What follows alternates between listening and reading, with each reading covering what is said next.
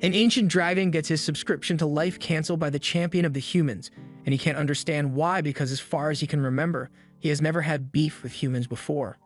In fact, on many occasions, he has gone out of his way to help humanity, so he at least wants to know what led them to do this, but the humans refuse to give him an answer.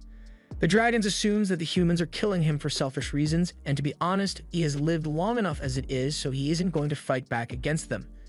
As the dragon crumbles to dust, he asks the Grim Reaper to take his soul to the underworld so he can finally rest, but the Grim Reaper said nah and stuffed his soul in a baby instead. The dragon opens his eyes to find his new parents and older brother looking down at him, and from what he understands, they decided to name him Dallin. Years go by, and despite the fact that he was once killed by humans, Dallin grows up to become a fine young man who cares deeply for the village he grew up in. In this world, agriculture is basically the only industry, so every morning, Dallin gets up and works in the fields to earn his daily bread. In this village, you're considered an adult at the age of 15, and since Dallin is now 16, he moved out of his parents' house and now lives on his own and takes care of himself.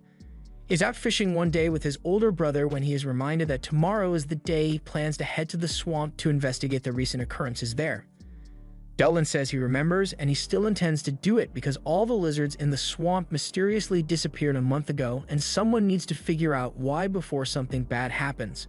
That may be true, but his brother sees no reason why Dallin should have to go since that's usually the job of the garrison. And Dallin agrees that he normally wouldn't have to do it, but Captain Balin and the others are already busy enough guarding the village, so he doesn't want to bother them with something like this. In that case, Dallin's brother offers to go with him to make sure he's safe, but Dallin says Riz won't be necessary. A few moments later, Dallin catches the first fish of the day, so the brothers end the conversation, and by the time they are done fishing, Dallin has gotten quite a large haul.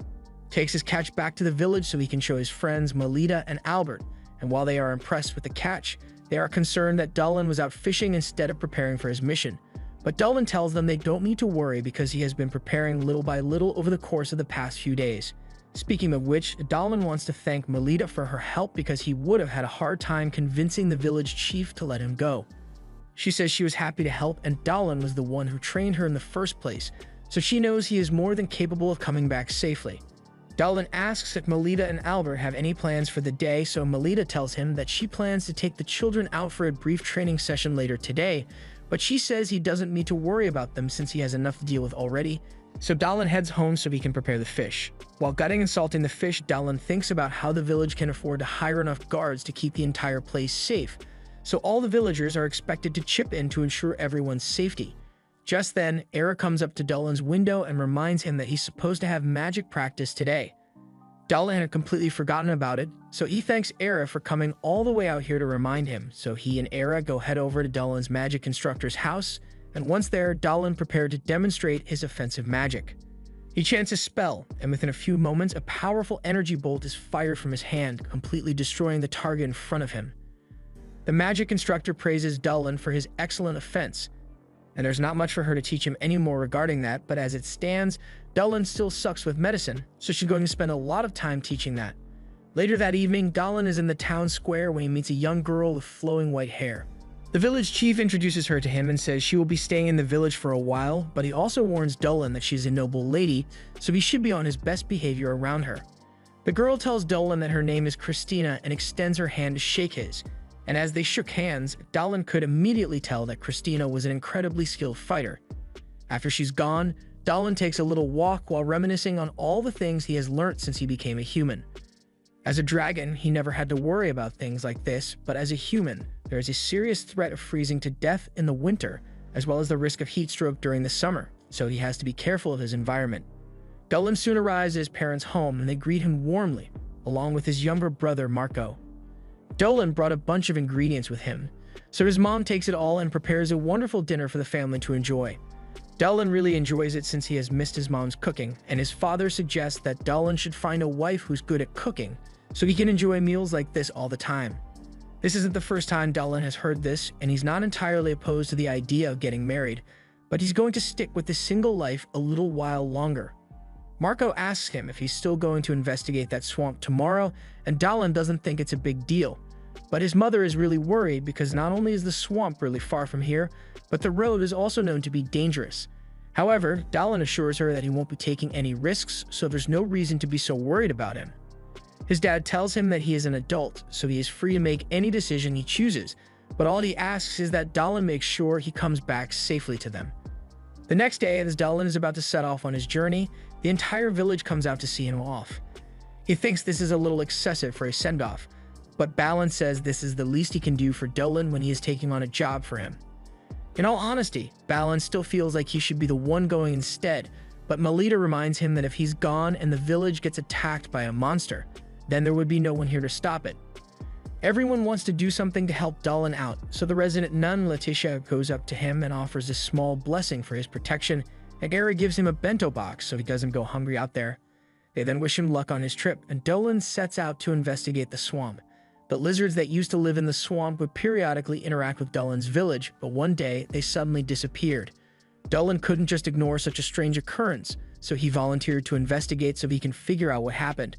But he was a bit anxious as to what he might find out here. Once Dallin arrives at the swamp, he uses his hand to feel the surrounding area, and he immediately figures out why the lizards all had to leave. The earth elemental's power has been growing too strong lately, and the water elemental's power has been weakening. Just then, Dallin hears some rustling in the bushes, and he is put on edge because, with the current condition of the swamp, only a powerful monster could survive here. However, as he readies his blade, he is shocked to find a Lamia slithering behind him. Lamias aren't usually seen around here, but as strange as it may be for her to be here, she's definitely a smash. The Lamia asks Dallin if he's alone, and Dallin confirms that he came by himself, which relieves the Lamia, because what she's about to do would be embarrassing if there were other people here. She tries to remember what her mother taught her to do, and from what she remembers, she's supposed to use a charm spell and then do a bunch of movements, but she doesn't remember how to do it right. Dallin is more confused than he is charmed, but the Lamia carries on to tell him that she didn't come here for a fight. But all of a sudden, a giant mud monster shows up above her, and that thing doesn't look like the calm and reasonable type. The monster attacks the Lamia, but Dallin steps in just in time and cuts its arm off before dragging the Lamia into cover. They have to stay quiet and hidden until the monster gives up on looking for them, but once it's finally gone, the Lamia asks Dallin what that thing was. He explains that it's a mad earth elemental, and it's probably why all the lizard people who lived here before had to leave. There was an earthquake recently, which may have caused the earth elemental to become like this, and unfortunately, Dallin doesn't think things are going to go back to normal anytime soon. The Lamia's name is Selena, and Dallin has heard that all Lamias are capable of using magic, so he asks if she can too. Selena confirms that she is able to use magic, so Dallin suggests that they should fight together to take it down. Selena is a little flustered by Dallin's suggestion because Lamias are earth monsters, so most of her spells won't be effective against the earth elemental. However, she does have one spell which should be able to damage it, so Dallin comes up with a plan and says he will attack the elemental from the front, so he will need Selena to back him up while he does. They get into position, and Selena is a little nervous to be working together with a human that she just met, but she doesn't have much of a choice, so when Dallin gives the signal, they both run out, and while Dallin holds off the elemental, Selena casts her spell and creates a giant snake which binds the elemental in place. While the elemental is distracted, Dallin charges forward again, and even though Selena couldn't hold it in place for long, she bought more than enough time for Dallin to get within striking range. So he runs up the elemental's body, and by infusing his sword with dragonic energy, he is able to slice the elemental in half, totally defeating it. However, as a result, all that elemental mud turns back into regular mud, and it goes all over the place, covering Selena from head to tail. Dallin rushes over to check if Selena is alright, and she doesn't seem to be hurt, so he just needs to take care of her clothes and get her cleaned up. Later that night, Dallin sets up camp and is preparing dinner for himself and Selena. Selena is surprised that Dallin isn't even slightly scared of her, even though she's a Lamia, so Dallin explains that he has met Lamias before, but even so, Selena is different from those he has met before. Most Lamias are wary of humans and are much more aggressive, but now that he thinks about it, there aren't any Lamia villages nearby, so he's wondering what Selena is doing out here. Selena explains that it is a part of her people's tradition that when you turn 17, you need to leave home and go find yourself a husband, which is why she's away from her village. The Lamia race is cursed, so they only give birth to girls, and on the rare occasion that they do give birth to a boy, it's always a boy of their husband's race. The curse also gives them their snake-like bodies and makes their bodily fluids poisonous, and as you would expect, finding a partner is pretty difficult when there's a good chance they die from touching you. Because of that, she needs to make sure her husband has a body that's strong enough to resist poison, but there aren't many people like that out there. Celaena's mother got lucky and managed to meet the perfect human while on a journey, and both of Celaena's parents got along great. All Dolan says to this is that he's glad Celaena is happy, but that makes her think he's treating her like a child. However, Dolan tells her that he just thinks she's cute when she talks, which gets her all flustered. He pours her a bowl of his soup, and while it may not be as good as the way his mom makes it, he is still pretty confident that Celaena will like it. She takes a sip and she absolutely loves the soup's flavor, so much so that she starts rambling about how great it is. But once she realizes what she's doing, she stops herself and apologizes for getting so excited. Dolan says he's glad she likes it and recalls how he and his family would often sit around a fire like this on cold winter nights and enjoy this soup. Celaena can tell that Dolan genuinely loves his family more than anything, and Dolan can hardly believe he once spent an eternity as a dragon all alone in a cave instead. The next morning, the two's time together has come to an end, so Dolan bids Celaena farewell and wishes her luck in finding a good husband, but before he leaves, he wants to give her a present, and he recalls hearing that Lamia is like life energy, so he pours some of his life energy into Celaena, but it makes her faint almost instantly. Dolan apologizes for doing that all of a sudden as he now realizes that his dragon life force must be a little too strong for Celaena to handle. Once she has recovered, Dolan says he's going to start heading back to his village, and he invites Celaena to come visit him sometime before beginning his journey home.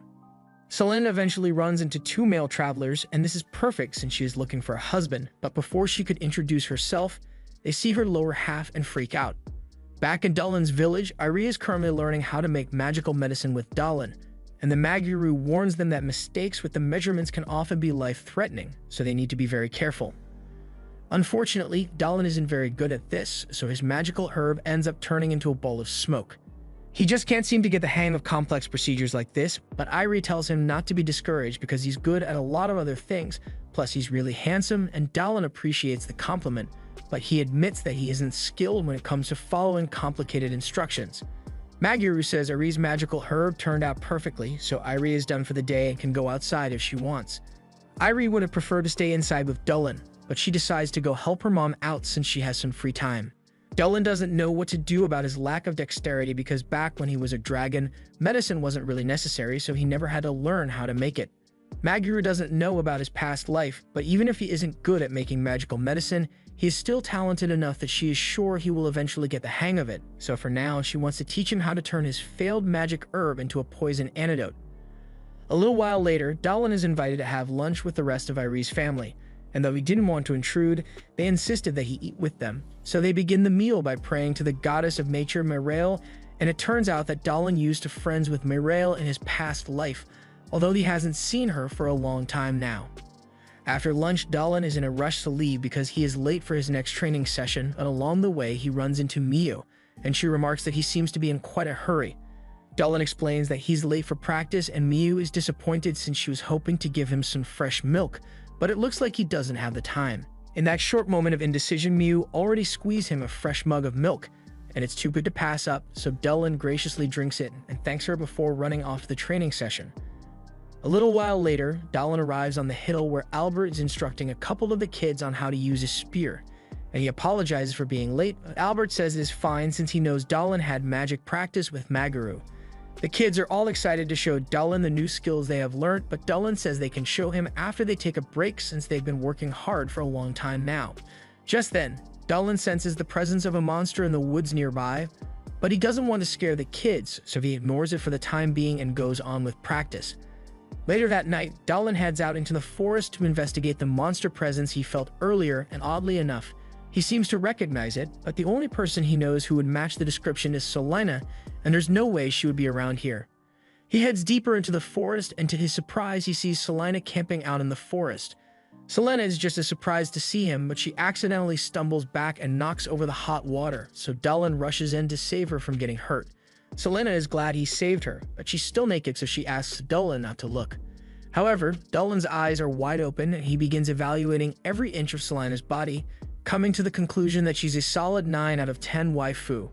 Celaena once again begs Dolan to stop looking, and she can't believe he feels no shame in a situation like this, but Dolan sees nothing to be ashamed about. Dolan ends up getting slapped in the face by Selena. and he apologizes for not taking her feelings into consideration, but Celaena just wants to forget what happened, so she says it's fine. Now that that's over, Dallin asks what Celaena is doing here since she told him she was heading south to search for a husband. And while that was initially the plan, every guy she tried to meet would run away from her in fear, so she came looking for Dolan, since he's the only person she has met who wasn't scared of her.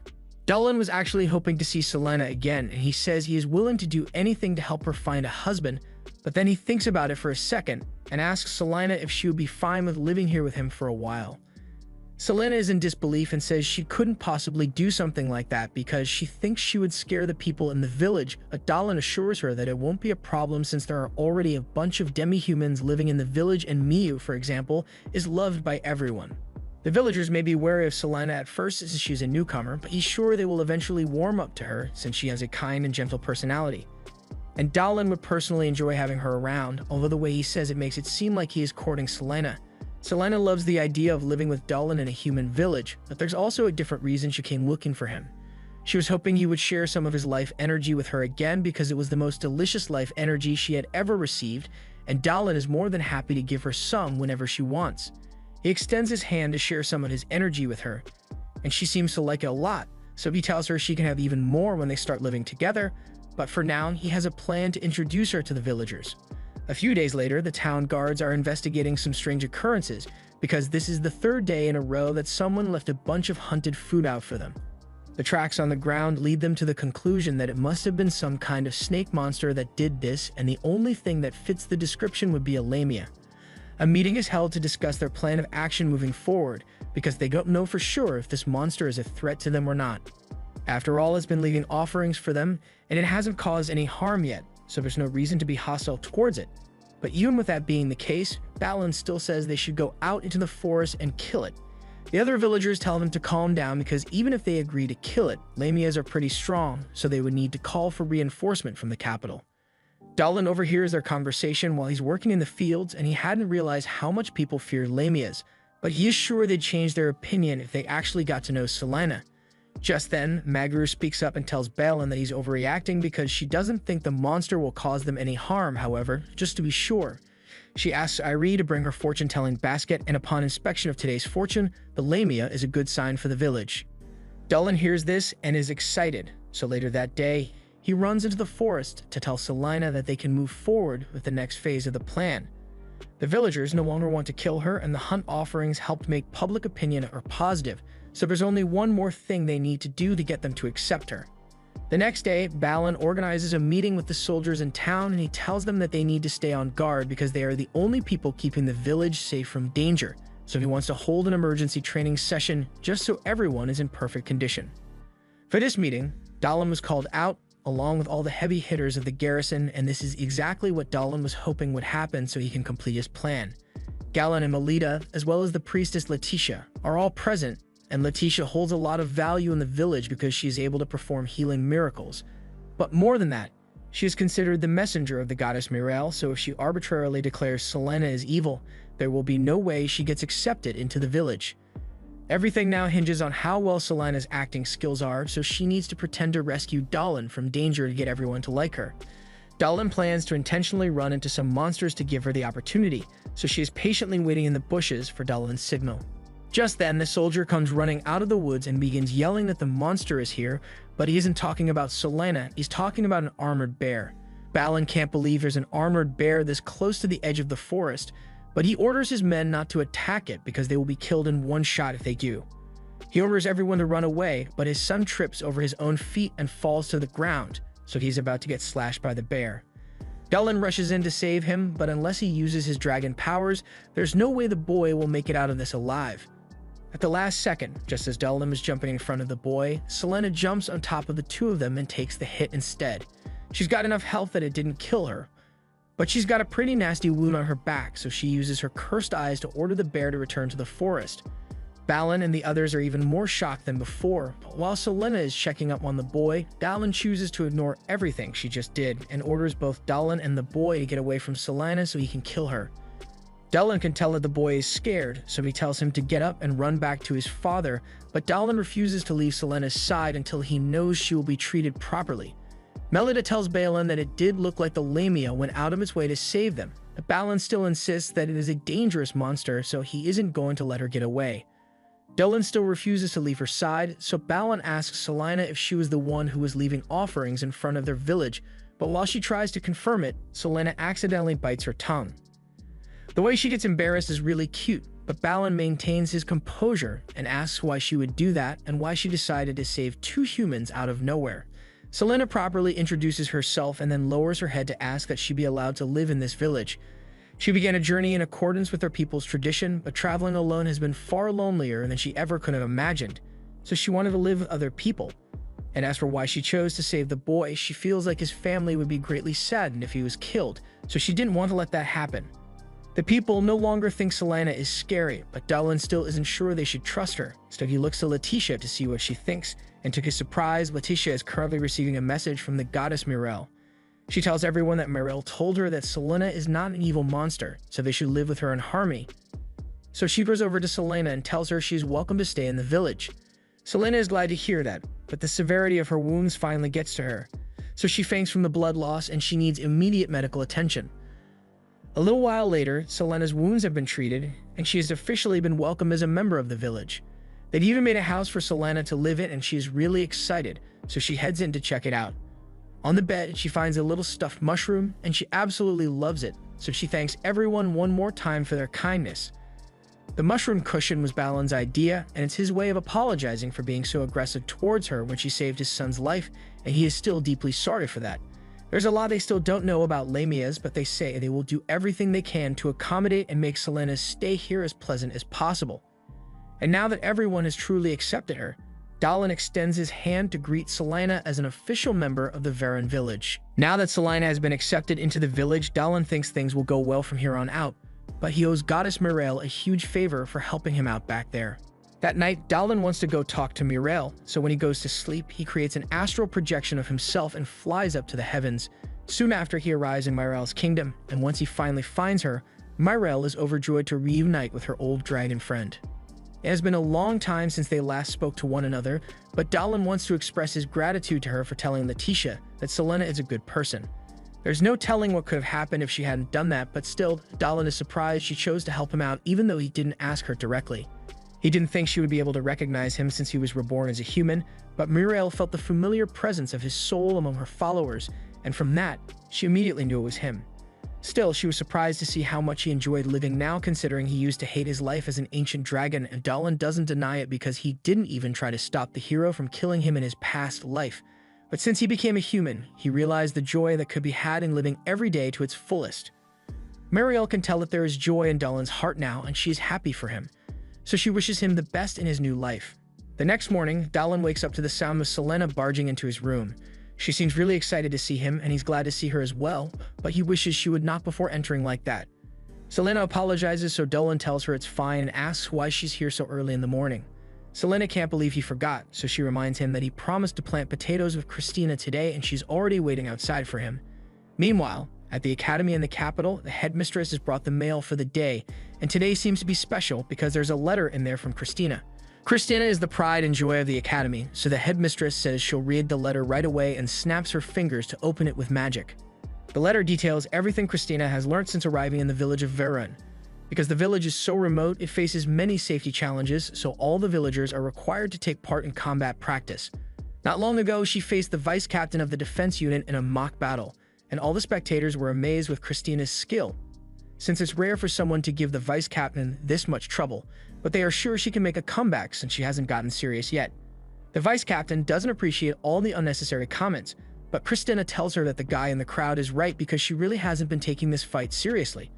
Melita admits that she has been holding back, but if it's what Christina wants, and she's willing to go all out against her. Christina says she would love that, so Melita takes out his second blade and begins attacking with a lot more aggression. However, despite all this, in the next few seconds, Melita gets disarmed and falls to the ground in defeat. That was an undeniable loss for Melita, and she's a good sport about it, so she commends Christina on her astounding sword skill. Balin then comes over to congratulate Christina on her victory, and to celebrate, they invite her to have lunch with them. This was the first time Christina got to experience how welcoming the people of Varen can be. They treated her very well, but while she was eating, she couldn't help but notice that everyone was staring at her. So the women apologize and say they just thought she was really pretty. Balin finds it hilarious and asks Christina if she would like to go drinking with him tonight, and Christina is caught off guard by the sudden invitation. But before she could respond, Albert told her she should probably decline because when Balin starts drinking, he won't stop until he passes out. Christina is about to say she doesn't mind, but before she does, Balin apologizes for making such a rude offer because a noble lady like herself probably wouldn't want to go drinking. He says he will just have to make do with these guys instead since she won't be going, but Christina just remains silent. A little while later, she's back in her room, but as she sees Balin and the other guys off to have a night of fun, she feels left out, so she decides to get her mind off it by training. While she's out, Dallin and Celaena run into her, and Celaena is really happy to see Christina. She asks why Christina is training so late at night, but Christina doesn't give an answer, so Celaena can tell that something is bothering her. To cheer her up, Celaena asks Christina if she would like to come over and hang out for a bit, to which Christina agrees. Celaena later brings her to her house, and she's excited to show it off, especially the bed she was given because it's really comfortable. She invites Christina to try out the bed as well because she's sure she will love it, but Dallin reminds Celaena that the bed was made to suit the needs of a Lamia, so it may not be the best for a human. Celaena apologizes for being inconsiderate, but even though she's not sure what the bed feels like, Christina still wants to give it a try, and to her surprise, it's actually quite comfortable. Celaena is happy to hear that and explains that it was Balin's idea to make the bed as a welcome gift.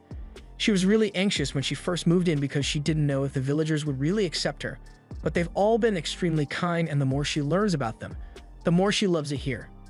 The next day, Balin is having another drinking party and declares that no one can drink more of his wife's milk than he can.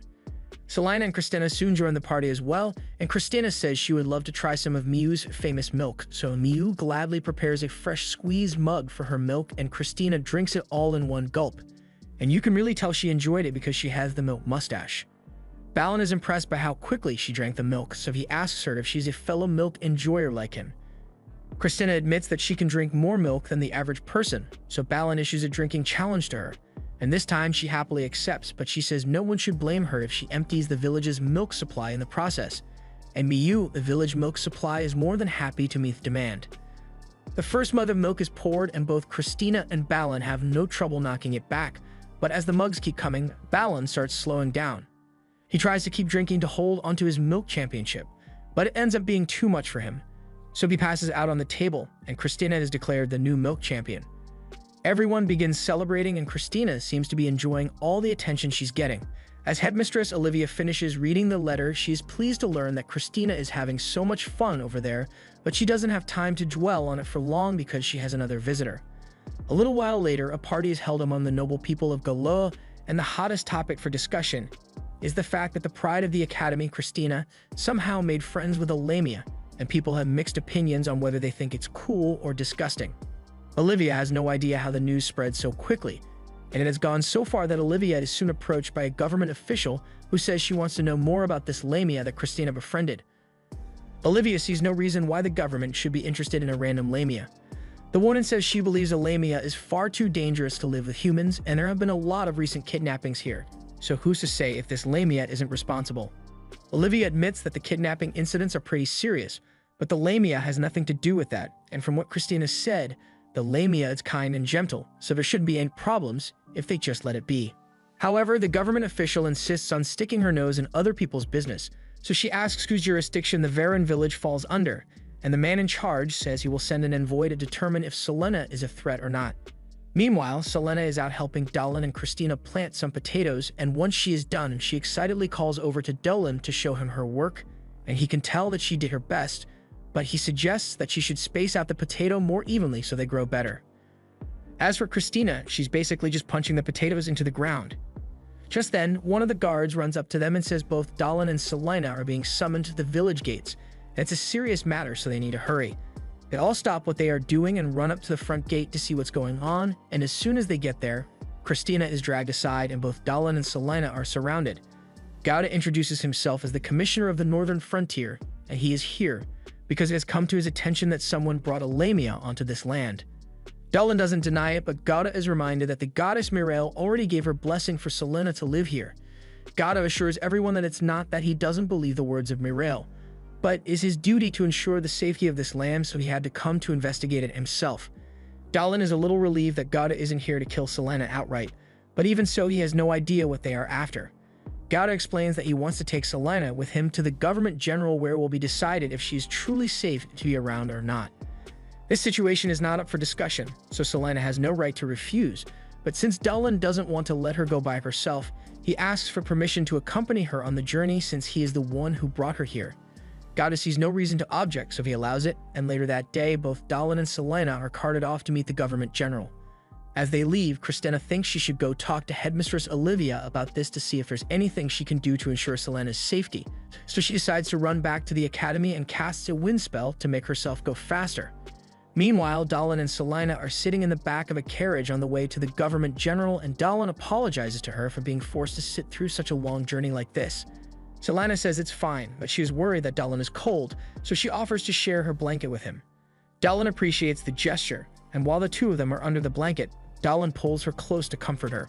He knows she must be anxious with everything that's going on, so he assures her that everything will be alright.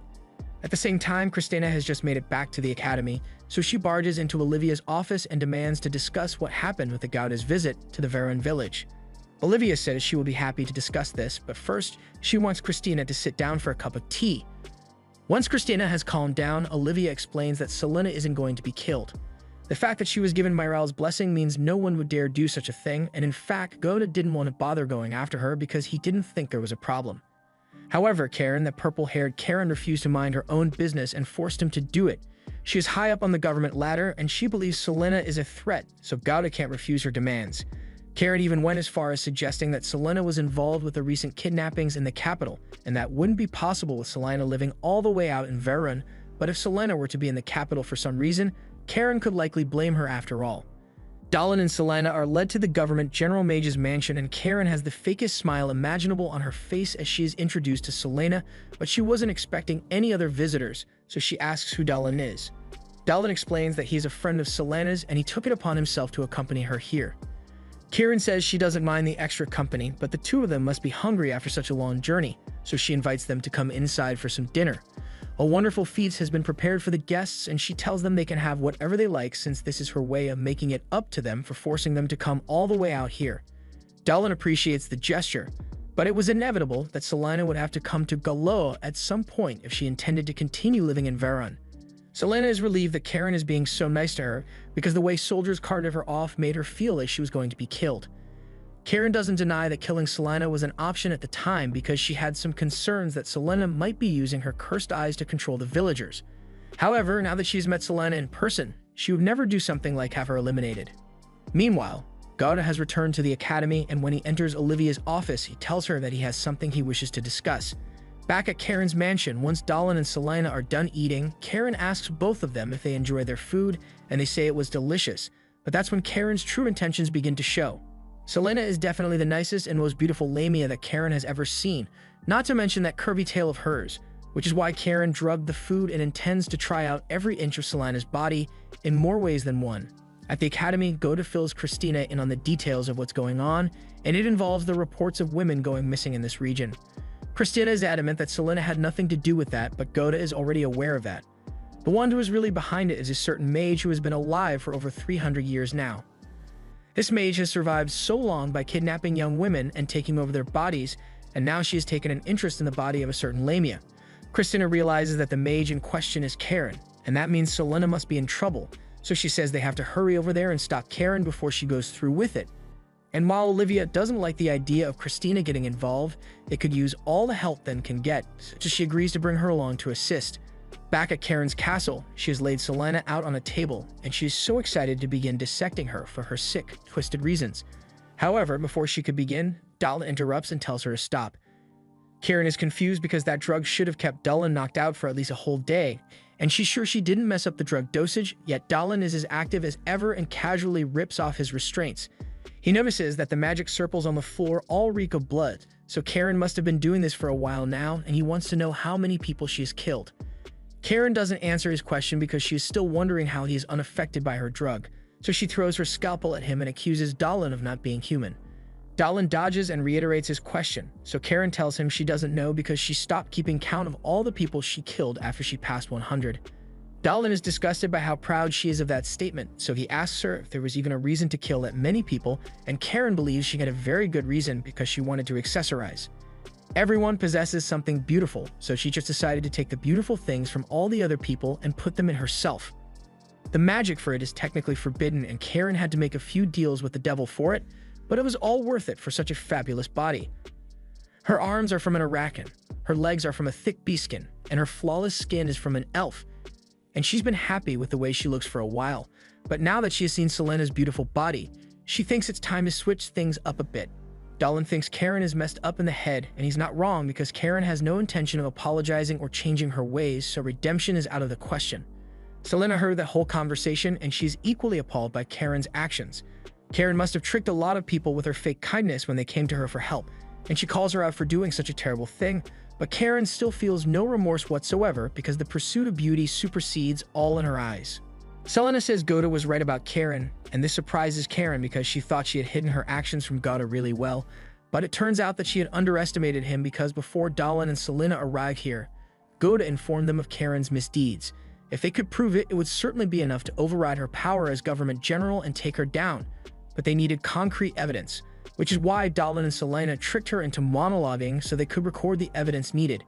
And now that there's no doubt that Karen is evil, Dallin calls in Gadu and the others since they've been waiting outside for a while now. Right on cue, Goda, Olivia, Christina, and some guards bust into the room, and Goda orders his men to capture Karen immediately. Karen planned to frame Selena for all the missing girls that were used in her beauty experiments, and then she would claim that she had to kill Selena for the crime so she would be free to use Selena's body as she wished. Christina and Christina can't believe Karen would go so far just for the sake of beauty, but Karen says they would never understand because they don't know what it's like to lack beauty. Ever since she was a child, Karen had been fascinated by beautiful things, and she wanted to be beautiful just like the things around her, but one quick look in the mirror shattered her dreams because she was so ugly that the animators couldn't bring themselves to draw her face. After coming to this realization, she took the next logical step and decided to steal a face off the first pretty woman that walked by. Piece by piece, Karen stole the body parts of all the beautiful women of the land, and her unspeakable cruelty was so impressive that she received funding from a demon to expand her operation and continue her unethical experiments. She became addicted to improving her body, and she's sure that someday she will achieve the pinnacle of beauty if she continues her research, so she isn't letting anything get in her way. She reveals her true form, and not that I agree with her, but I can see why she was so desperate to change her appearance. She attempts to grab Selena, but Dallin reacts quickly and carries her to safety. He has never seen something like this before, but it looks like all the fusions Karen made, coupled with the fact that she made a deal with the devil, led her to become this mismatched monstrosity. In the face of such horror, the guards lose their nerves, so they become liabilities, and Selena is forced to use her cursed eyes to stop Karen before she can hurt them. Selena is able to keep her frozen for a while, but eventually Karen breaks free and attempts to grab Selena once more. However, this time, Christina steps in and chops off a bunch of Karen's fingers. There are very few things that Christina deems unforgivable, and hurting her friends is at the top of the list, so she's fully prepared to kill Karen. She charges forward and begins slashing away at Karen's body, but before she can do any fatal damage, Karen becomes defensive and casts powerful dark magic to keep Christina from coming any closer. Karen's power as a mage is truly terrifying, and there's not much Olivia can do to help in this situation because she can't summon spirits to help while they are underground. However, Dallin tells her that there's no need to get involved because he can handle things from here. While they had been keeping Karen busy, he had been drawing some magic circles on the ground, and now that he's done, he is ready to take Karen out, so Christina and Selena back off and let him work. Before he starts though, he wants to know if Karen actually feels happy after all the lies she has taken to attain her beauty, but Karen doesn't believe happiness is necessary as long as she achieves true beauty. Unfortunately, beauty will always be out of reach for her as long as her soul remains tainted by her wicked desires. There is no saving her, so Dallin casts a celestial javelin spell and surrounds Karen to make sure she can't escape as she is torn to shreds. After that was done, a few days pass and both Dallin and Selena were required to wait in the mansion until Goda could deal with all the aftermath, so Dallin passes the time by helping Selena study the human language. She really doesn't like having to study, but if she's going to continue living in human territory, she's going to need to learn how to express herself properly to humans. Just then, Christina comes in to pay a visit, and she asks how Selena's studying has been going so far. Selena says her head hurts, but she's able to read at a decent level now, so she's making good progress. Christina tells Selena that she's doing a good job, but Selena finds it much more impressive that Christina has the strength to run all the way to this mansion every day just to see them. However, today's a bit different because Goda and Olivia have come to see them as well. Once they get inside, the god apologizes for not coming to visit earlier, but he has been really busy dealing with all the trouble from the Karen incident. He also wants to apologize for getting Dallin and Celaena mixed up in his plan, but Celaena tells him he has nothing to be sorry about since it all worked out well in the end, especially since they were given antidotes ahead of time to make sure Karen's drug wouldn't be effective. There's also one other thing Gato wanted to mention, so he pulls out 2 pieces of paper and hands them to Celaena. The first piece of paper is a permit for her to stay in Galoa, and the second is her registration, so she can rest assured that there will be no further issues with her residency as of this moment. Celaena is elated to hear the good news, and if Gota had his way, he would have approved her from day one because he could immediately tell that she was a kind and gentle Lamia. Now that Celaena is officially a citizen of Galoa, Olivia tells Dallin that there's someone who wants to meet him, so the group heads over to the academy and meet with an old friend of Dallin's, Denzel. Denzel is the son of Maguru, and Celaena introduces herself to him, but he had already heard all about her from his mother and Olivia. Since they are here, he asks if they want to take a walk through town with him so he can show them around, and both Dallin and Celaena are more than happy to go with him. Denzel shows them the main street of the city where most of the people gather, and Celaena is amazed to see all the wonderful things the city has to offer, but when a young boy drops a fruit and she tries to return it, the boy's mother drags her son away in fear. Celaena may have official permission to live in the Galoa territory, but people are still very wary of Lamias, and she understands that it won't be easy to change that, so she just turns to Dallin and suggests they should buy some gifts for everyone back home before they return to Varen. Once they are done with shopping for the day, Dallin says goodbye to Denzel. Before he leaves, Denzel and Olivia extend an invitation for Dallin to join the academy. After Olivia saw Dallin's magic capabilities, she felt it would be a waste if he couldn't train to use it to the fullest, and she thinks the academy would be the perfect place for him to reach his full potential. She also got a glimpse of his soul, so she knows he's a reincarnated dragon, and if he wants to protect the village he has come to love, then it would be best if he expanded his knowledge for their sake. Dallin says he will think about their offer, and Celaena is a little saddened since this might mean he will be leaving her soon. On the ride back home, Christina asks Dallin if he is going to accept the offer to go to the Magic Academy, and he admits that it was certainly tempting, but he doesn't want to leave Varen behind. He asks Christina what she thinks, and she tells him that while she thinks Varen is a wonderful place, there is a limit to how much can be learned in such a small village, so Dallin starts thinking that it might be a good idea to go to the academy after all. While Dallin and the others head back to Varen, catastrophe has just struck out in the forest because another gate has just been opened, and hundreds of ant monsters are pouring out of it under the control of 4 mysterious figures. The first to encounter these monsters is an elf scout who happened to be in the area, but he stood no chance against them and was immediately killed. His partner heard the commotion and rushed over to his side to check on him, but by the time he arrived, his friend was already dead, and he became the next victim of the monsters. Sometime later, the rest of the elf scouts come to investigate the area, and the leader is horrified to find that his men have been completely massacred. Among the bodies, he finds one elf that is still alive, but he is barely breathing and won't last much longer in his current condition. The leader asks what did this to him, so just before the injured elf dies, he tells the leader that there was a horde of monsters here. Back in Varen, Christina and Dallin are helping with the swordsmanship lessons for some of the younger kids, and Christina is having fun watching Dallin train with the kids, but she can't help but feel upset when she thinks about the fact that he might leave the village to go to the academy someday. However, in the middle of her thoughts, she gets distracted when a bunch of kids start playing on her tail, so she starts chasing them around. Dallin is glad to see that Celaena is getting along so well with the kids, and he hopes things continue like this for a long time, but all of a sudden, Christina comes over to him and says she has a favor to ask. She tells him she wants to head out into the forest since she heard that there are a lot of vicious animals around here, and she wants to test her strength against them. Dallin says he knows his way around the forest, but isn't a place you should venture into for no reason. However, Christina counters and says she has a really good reason for going out there since Albert has been complaining about not having enough space for his pigs to graze, and he would be able to gather a lot of the corns for the pigs to eat if the monsters in the forest were dealt with. Her getting to fight is just a little bonus. Dallin can't argue with her logic, so he agrees to take Christina into the forest along with Albert, Celaena, and a couple of soldiers for extra protection. As they enter the forest, Celaena asks why the guards are wearing so much armor for such a short expedition, so Dallin explains that they are just being cautious since there have been a lot of powerful monsters seen in the area, so they don't want to get caught lacking out here. Although with Dallin, Celaena, and Christina here, there probably isn't much that could pose a threat to them. Once they reach a certain point in the forest, Albert's pigs begin grazing, so Balin walks off with the soldiers to scout out the area. While heading deeper into the forest, Balin tells his men to stay alert because you never know what could pop out at you, but one of the pigs wanders off into the bushes, so a guard runs after it without a second thought.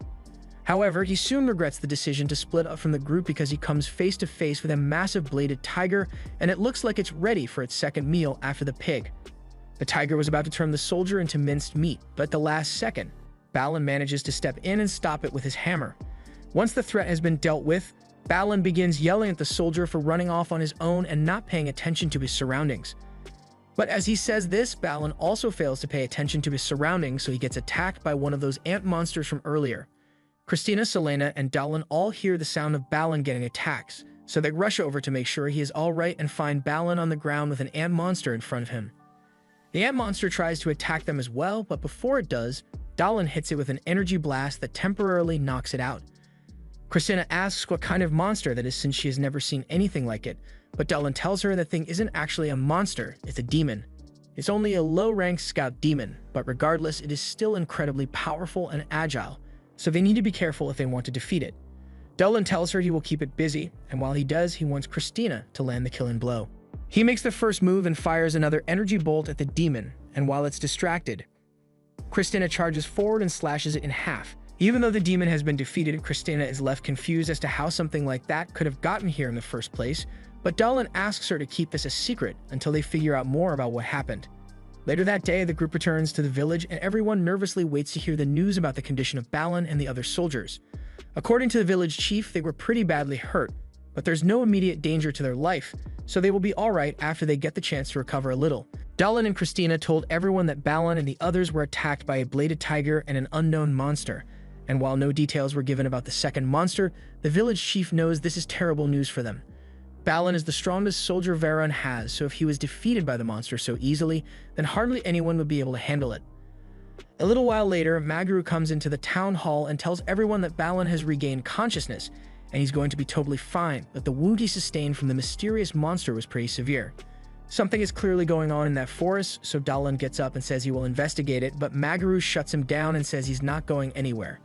After what happened to Balin, she's worried Dallin might get himself killed, so she suggests they should all just make the forest a forbidden area and hope that the mysterious monster doesn't come near the village. Dallin understands why she would want to be so cautious, but he insists that if they don't investigate it now, they will be stuck living in fear forever.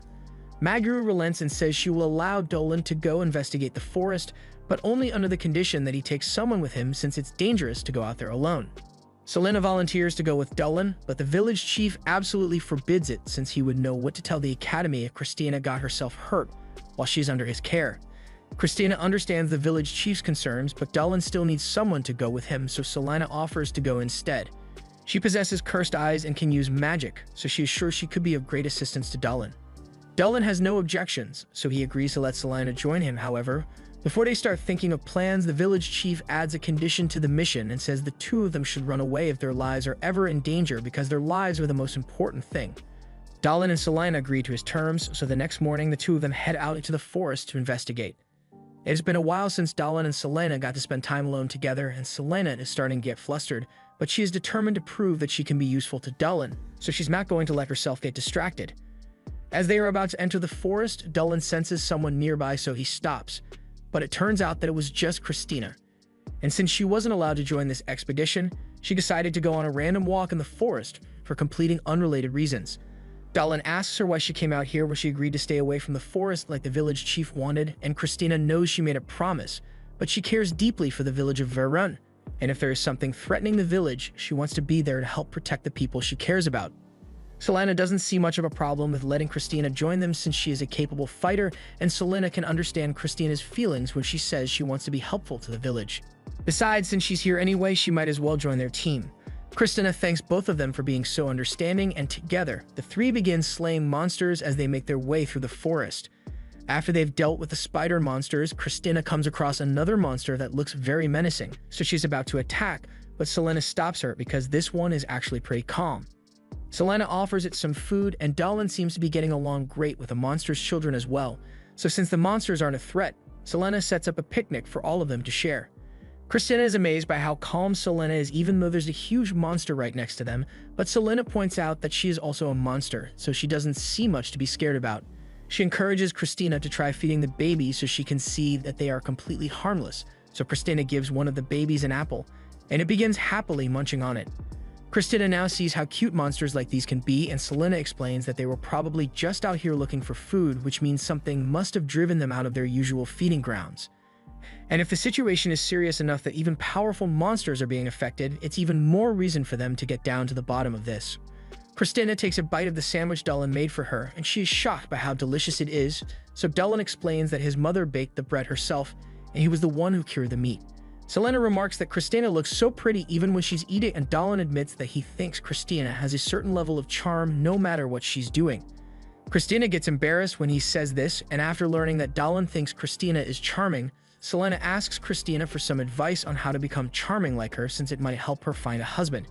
Christina doesn't know what to say since she doesn't have some sort of secret charm technique, and Dylan tells Selena that even if Christina did have a secret charm technique, Selena wouldn't need it because she is fine the way she is. After he says this, Selena's mind starts racing because this must mean Dylan thinks she is charming, and if he thinks she is charming, that must mean he wants to make her his wife. However, while Selena is shaking in joy, they all hear some movement in the bushes, so they all go on high alert, but they are confused to find out that it's just a little fairy. The fairy warns them to run away because they are in imminent danger, and a moment later, some of those demons show up again. Christina and Dylan immediately jump into action and begin cutting down the demons, but there are a lot more of them compared to last time, so they have to split up to handle them all. While Christina is handling some of the demons in the front, Dylan defends the group's rear as a demon tries to flank them. However, while he was prepared to handle one, it turns out that there were actually two demons attacking at the same time, so after dealing with the first one, his sword gets stuck in its head, so he isn't able to get it back in time to cut down the second one. He had hoped he wouldn't have to do something like this since he likes his human body, but he is forced to partially unleash his dragon form in order to crush the second demon. After the demons are dead, he reverts his arm to normal, and says battles like this are a lot easier when he uses his dragon powers. While he was busy dealing with those demons, Christina is about to be overwhelmed, but at the last second, Selena uses her magic to take out the final demon. Once everyone has calmed down, they all go to check on the fairy to see if she's hurt. The fairy introduces herself as Merle and thanks the group for saving her from those demon soldiers. She says those demons suddenly started chasing her out of nowhere, and if that's what the demons have been doing in the forest, then that would explain why monsters have been chased out of their usual areas. But still, those demons are only scouts, which means a powerful demon is going to show up sooner or later, and when that happens, it could become a major disaster. Christina asks Merle if she can give them any useful information about the demons because they want to help her, and Merle appreciates the offer, but she's not supposed to talk to outsiders. Just then, Dylan senses a group closing in on them, but it doesn't feel the same as the demons. Christina has no idea where these people are, but she wants to draw her sword in order to be ready for a possible fight. However, before she does, Dylan stops her and says the people surrounding them aren't showing any signs of hostility, so he doesn't want to provoke them. He lays his weapon on the ground, so Christina does the same, and once the elves are confident that Dylan and the others are not an immediate threat to them, they show themselves, but they still don't trust the humans, so they order Merle to get away from Dylan. Merle goes up to the elf squad leader Keo and tries to get him to calm down, saying that Dylan and his friends just saved her from the monster, but Keo is already aware of that. Judging by their surroundings, Selena realizes that they must have wandered into the elven forest, which would explain why the elves reacted to them with such hostility. But Dylan thinks everything will be fine since they didn't come into the forest with the intention of fighting. However, as a precaution, he tells the two to get behind him in case things turn violent. Keo approaches Dylan, and the first thing he does is thank him for saving Merle. But that aside, he still needs to know what business two humans and a Lamia would have in an elven forest. Dylan calmly explains that he is from Verun village, and there had been a series of attacks from an unfamiliar type of monster. So he deduced that the problem must have originated from this forest, so he and his friends came to investigate. But even though he has a good reason for being here, Dylan also apologizes for trespassing on their land since he didn't ask for permission beforehand. Keo tells them he isn't going to hold it against them for wanting to investigate, but he suggests they should leave the forest immediately because this place is way too dangerous to be wandering around in right now. Dylan asks if he is referring to the demon soldiers that have been running rampant, and by the expression on Keo's face, it looks like Dylan is right. He assumes Keo's village must have been attacked by the demons just like Dylan's village was, but the extent of the demon invasion is far worse here because the elves are up against an entire demon army. Now that he knows that Dylan and the others aren't a threat, Keo then turns to return to his village to help fight off the demons, but before he does, Christina begins yelling and asks how he intends to deal with a demon army on his own. If what he says is true, then that means his village must be in danger of being wiped out, so she implores him to allow them to help. Her heart was in the right place, but she was a little too enthusiastic about her offer and grabbed Kyo by the collar, so the elves drew their weapons on her. But once Dallin gets her to calm down, the elves all realize that Christina is simply worried about them. Plus, when she was fighting the demons earlier, the elves got to witness her swordsmanship firsthand, so they believe having her on their side could be useful. Dallin is glad they were able to talk things out with the elves, but the fact that they are being faced with an entire demon army leads Dallin to believe that the underworld gate that the demons arrived in must be located somewhere within this forest. If the gate is left open, then more demons will eventually invade the land. Before that happens, Dallin wants to destroy the gate. It will be bad if anyone finds out about his dragon origins, but even if it means he might end up getting kicked out of his village, he has a duty to protect those whom he cares about, so he won't hesitate to use his dragon powers if necessary. He goes up to Tio and makes a proposal to have them work together to resolve this issue. He is aware that elves usually don't work together with humans, but since this is a special case, he hopes Tio can bend the rules a little. Tio is hesitant to agree at first since the rules forbid allowing humans to enter the elf village, but then his sister, Fio, comes up to him and tells him that the safety of the village is more important than following the rules. Besides, Dallin and his friends all look like they are trustworthy people, so she asks him to have a little faith in them. The rest of the elves agree with her, so Taya relents and formally asks Dallin's group to assist him in saving his people. He extends his hand and formally introduces himself to the group, but just then, a loud rumbling echoes through the forest and the sky is filled with a dark, oppressing energy. Dallin has felt something like this before, so he knows it can only mean one thing. The portal has been fully opened. As a result, powerful demons are able to cross over into this world, and they already know this means trouble, so Dallin casts a wind acceleration spell on everyone and tells them that they have to hurry back to the elf village before it is destroyed. Meanwhile, the demons that arrive through the portal are talking about how nice the freshly corrupted surface area is and how much fun they are going to have once they start destroying stuff. They were sent here by their Dark Lord in order to clear a path for him, so Gellin reminds the others that the Dark Lord is trusting them to carry out their task flawlessly, so they have to be serious. He then notices that one of them is missing, so he asks the others if they know where Jorg is. They tell him that Jorg hasn't made it through the portal yet, probably because he has such a ridiculous amount of mana to transport across, so until Jorg arrives, the others decide to have a little fun. They can sense some elves nearby, so the two of them decide to play a game to see who can find and kill the elves first. Gellin says he doesn't have time to waste on a bunch of insignificant elves, however, he's not going to stop the others from having their fun. At the same time, the elf village is currently being attacked by scout demons, and while they have managed to hold their defensive lines so far, it's only a matter of time before they get overwhelmed by the sheer number of demons. And things don't get much better for them from here because Geolude soon arrives on the battlefield and declares that his attack will signal the beginning of the war against the surface dwellers. He charges at the elf village walls, and the elves do their best to stop him, but their best involves shooting arrows at him, and arrows don't seem to do much against him. Before long, Geolude completely destroys the elven village wall, and news of this reaches Tio thanks to the forest spirits. From what he has been told, Tyler realizes the situation in the village is worse than he had thought it would be, so he and the others need to speed up so they can help fortify the village's defenses. However, along the way, they come across a horde of scout demons, so they'll have to take care of these ones before they make their way to the village. Meanwhile, back in the village, Geolude is taking his sweet time terrorizing the elves with those big-ass lips, but just as he was about to impale an elf for his amusement, he is held back by a bunch of vines. Black roses begin budding from the vines, and Geolude tries to break free. The vines continuously drain his mana and blood until he becomes too weak to fight back. But one behind this is Diadora the Spirit, and thankfully, with her around, the village should be able to survive a little longer. Dallin and the others are still doing their best to make it through the horde of demon scouts, and while the elves fire their arrows, Dallin casts a spell to rain energy arrows down on the demons. At the same time, Christina uses her sword to cut through the remaining demons, while Selene uses her cursed eyes to hold them in place. While they were keeping the demons busy, Teo manages to open up the secret passage to the elf village, and once all the elves have gone through, he tells Dallin and the others to hurry up and get in here. They all start heading for the passage, but before they leave, Dallin suggests they should do something to stall the demon scouts, so he pulls out 2 magic stones and tells the others to use them to cast some powerful spells. These are the magic stones he got from that earth spirit he and Selena defeated when they first met, so they are really powerful, and both Selena and Christina are able to cast high-level wind and earth spells because of it.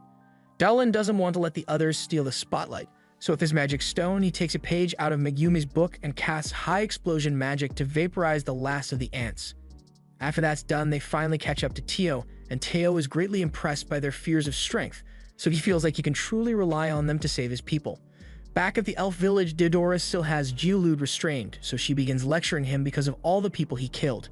Geolude laughs in her face and says that while she may think killing people is a sin, to him, it is an even greater sin to be weak, so all the weaklings who died at his hands deserve what they got. It's pretty ironic that he says this while his life is being drained away, so Deodora informs him that she considers Geolude weak and therefore on top of all the lives he has taken. According to his own moral code, he deserves to die for being weak, so Deodora is more than happy to deliver swift justice and wipe him off the face of the earth. However, just before she could put an end to Geolude's sad life, Rafflesia arrives and causes the vines to decay. Once Geolude has been released, Rafflesia commends Deodora for being strong enough to hold Geolude down like that, but Geolude yells at Rafflesia saying he didn't need her help. However, that's not what it looked like to her. Regardless, since Geolude has had his turn playing with Deodora, Rafflesia wants to have some fun as well. Deodora knows she's about to get jumped, so she decides to summon some of her allies and calls for aid from the forest spirits of the forest. However, she gets no response. It turns out that while Rafflesia was on her way here, she ran into a bunch of forest spirits, and now there are no more forest spirits. Deodora is enraged after learning of what Rafflesia did to all of her previous forest spirits, so she swears that she will make her pay.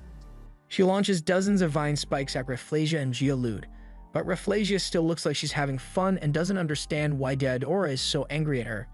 She thinks it's natural for flowers to fight over resources, and Rafflesia happens to be a flower spirit as well, although she's not talking about any of the nice, harmless flowers up here. She's talking about the Rafflora flowers of the demonic realm that only feed on the blood and life of anyone dumb enough to get close to it.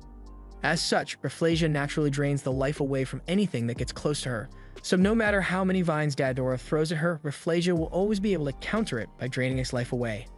Despite this, Deodora throws one more vine attack at Rafflesia, so Rafflesia causes it to decay as usual, but Deodora had hidden a second vine inside the first one, and Rafflesia isn't quick enough to react to it, so she gets hit. That was some clever thinking from Deodora, but she's acting a little too proud considering all she managed to do was scratch Rafflesia. Still, that tiny scratch completely shatters Rafflesia's playful demeanor because she can't stand the idea of her perfect face being ruined by some lowly surface flower spirit like Deodora. She says she is going to be getting serious from now on to make sure Deodora suffers for what she has done.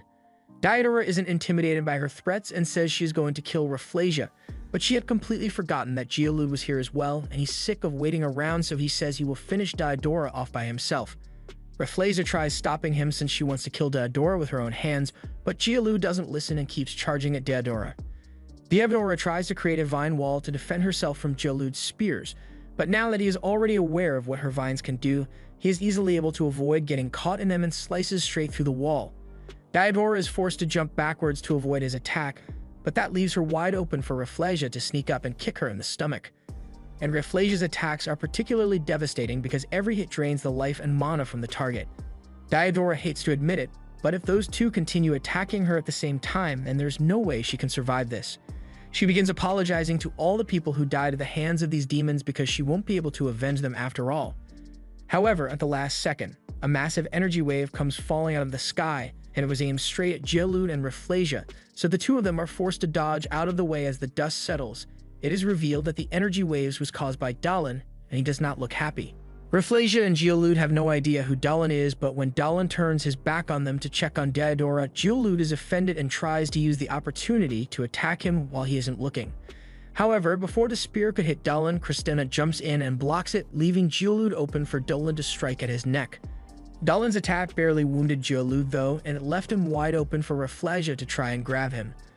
But before she could, Rafflesia got hit in the face with an arrow. While they may not do much damage, this is still an elven village, so as long as they have a clear line of sight, there's no target that the elves won't be able to hit.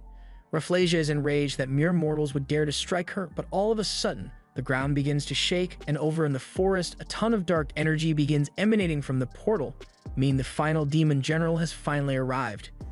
Now that Jorg is here, Geolude and Rafflesia are sure they won't lose, but Geolude still wants to take care of these puny humans by himself, so he starts charging up his mana. However, he isn't the only one who's getting ready to attack because Selena just got here and she's infuriated by what she sees.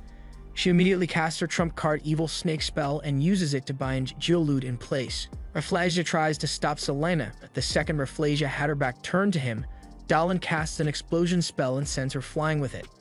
And before the combo drops, Dadora joins in and smacks Rafflesia back to the ground with a vine. Meanwhile, Selena is busy keeping Geolude restrained until Dolan can assist her, and once he gets there, he begins casting the spell for a flame javelin that would finish Geolude off. But before he could finish casting, he notices another demon coming in for an attack, so he is forced to fire the javelin to counter it. A few moments later, the demon lands in front of Selena, and he tells her that he wants to have a formal duel, although she has no right to decline. Selena is both caught off guard and scared out of her mind at the sight of Jelen, so she briefly loses focus on her spell, and that's enough for Geolude to break himself free. He tells Jelen to back off because he wants to be the one to kill Selena, so he transforms his arm into a spear and attempts to stab her, but at the last second, Christina jumps in and deflects the attack. This is the second time Christina has parried Geolude's unstoppable attack, so he is starting to become interested in taking her down. He says she must be a superhuman to have countered his strikes, and Christina has no idea what he means by that, but she intends to defeat him all the same regardless. She activates the power of her sword and charges at Geolude, so Geolude tries to stop her, but she is too quick and ends up getting close enough to stab him in the neck. The wound she inflicted is severe, and not severe enough to be fatal for a demon like Geolude, so she's going to have to keep going until Geolude is defeated. At the same time, Selena is battling Jelen, and she's throwing everything she's got at him, but despite of it all, Jelen seems totally unharmed.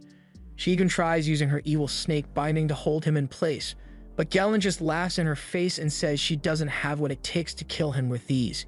He even stands there and lets her try to strangle him, but no matter how hard she tries, Jelen remains unharmed.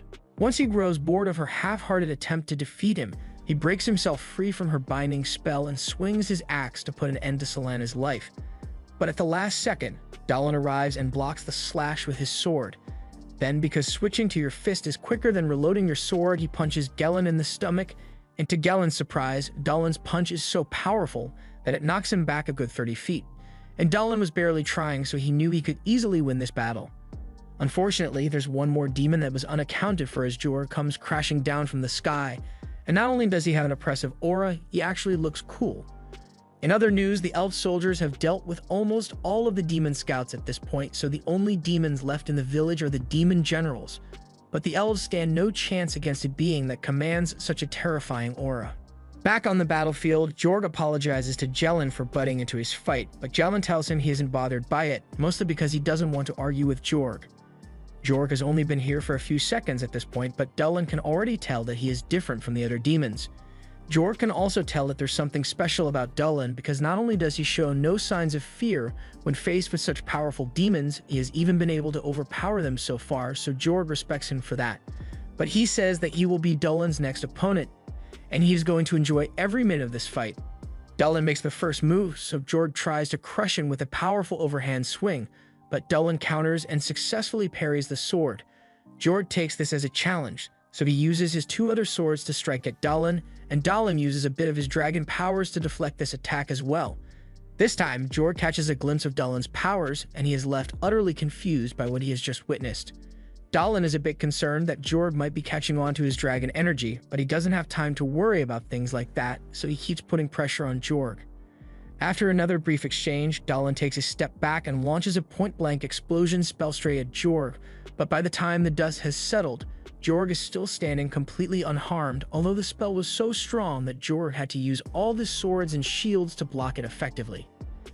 Even though Dalan hasn't made much progress against Jorg, everyone is amazed that he is actually holding his ground against a demon of Jorg's power level, especially Jorg himself.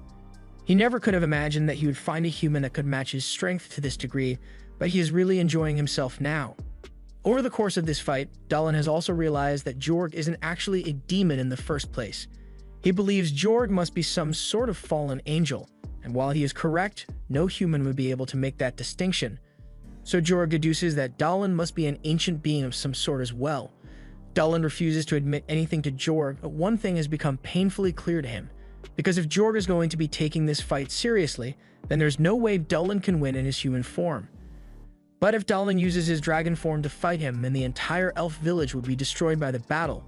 Jorg charges at Dalan with full force, and Dalan is forced to go on the defensive to keep from getting impaled.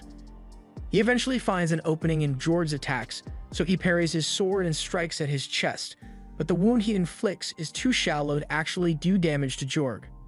Jorg begins building up his mana for an obvious special move, and as much as Dulin would love to stop it, Jialud and Rafflesia launch a sneak attack to try and take him out while he isn't expecting it. Celaena and Kristina try to rush to Dulin's side to help, but Jellin stands in their way and says they'll have to get past him first.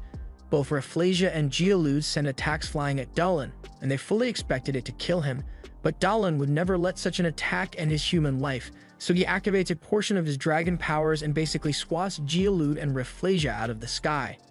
Now that those two have been dealt with, Jorg apologizes to Dulin for his comrade's rude interruption, but since it clearly won't be happening again, he prepares one of his ultimate attacks and aims it straight at Dulin.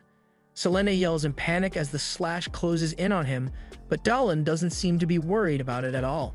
He just smiles and unleashes a portion of his true strength to cut the slash in half and parry it into the sky. All this has barely made Dulin break a sweat yet, but as much as Jorg is enjoying himself, he is still a man of principle, so he refuses to let this fight go on any longer since he knows Dulin can't fight at full strength. His attention is divided because he's worried about his friends being hurt, and he isn't able to use his full power without causing a lot of collateral damage. Taking this into consideration, Jorg decides to postpone his and Dulin's fight for a couple of days to ensure that there is nothing holding either of them back. He plunges one of his swords into the ground to get everyone's attention and makes an announcement for all to hear. Finding such a worthy opponent today has put him in a good mood, so he is giving the inhabitants of this forest a choice to make. They must have realized by now that they stand no chance of surviving against the 4 demon generals, so instead of fighting to their deaths, Jorg is giving them the option to join forces with him. He will give them 3 days to make their decision, but when he returns, he will be bringing an entire army with him. He then calls for Gelin, Jialud, and Rafflesia to all withdraw from battle immediately. They are all disappointed that they won't get to finish off their prey. They obey Jialud's orders regardless and withdraw from the village, although they swear that they will have their revenge next time. Jorg reiterates that he will only be giving them 3 days as an act of mercy, but once that time comes, nothing is going to stop him from finishing his fight with Dulin, so Dulin agrees not to hold back the next time he faces Jorg. With that, Jorg and the other demon generals begin flying back to their base camp. Once the demons are gone, Celaena runs up to Dulin and hugs him because she was so worried he might end up dead in his fight against Jorg. But Dulin assured her that he was never in any real danger, and in fact, he doesn't have a single scratch on him. If anything, he's more worried about the condition of Celaena and Kristina.